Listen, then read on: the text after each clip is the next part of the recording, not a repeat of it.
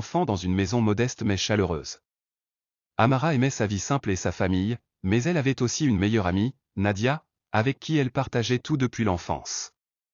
Un jour, Nadia rendit visite à Amara avec un cadeau somptueux. C'était une magnifique boîte en bois sculpté, ornée de motifs délicats et d'une serrure en argent.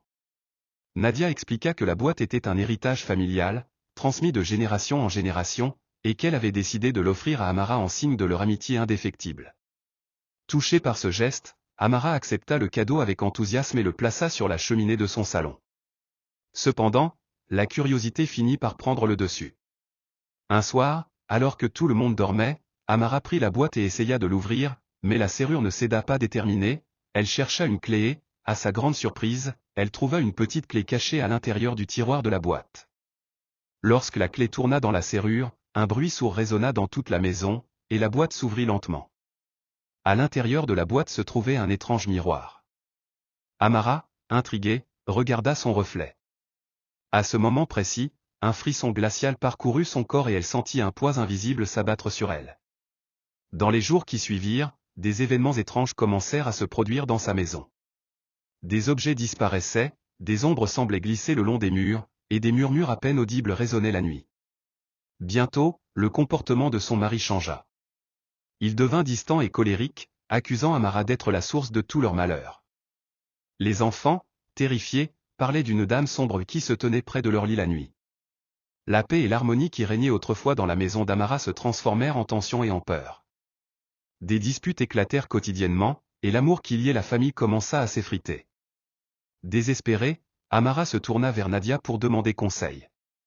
À sa grande horreur, Nadia lui avoua que la boîte n'était pas un cadeau anodin. C'était un objet maudit que sa propre famille avait tenté de se débarrasser depuis des générations. Nadia, envahie par la jalousie de la vie heureuse d'Amara, avait vu une occasion de se décharger de ce fardeau en lui offrant la boîte. La malédiction, disait-on, détruisait tout ce qui était cher à la personne qui l'ouvrait. Amara, le cœur brisé et accablé par la trahison, tenta de se débarrasser de la boîte. Mais chaque fois qu'elle essayait de la jeter ou de la brûler, la boîte réapparaissait toujours, intacte, à sa place sur la cheminée.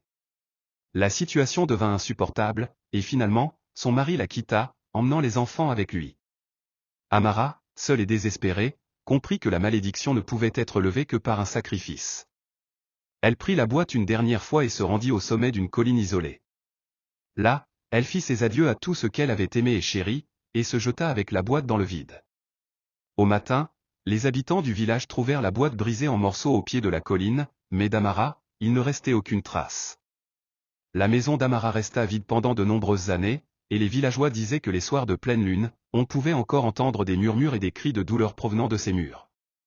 Quant à Nadia, elle vécut le reste de ses jours rongée par la culpabilité, hantée par le fantôme de son ami et la conscience de l'irréparable tort qu'elle avait causé.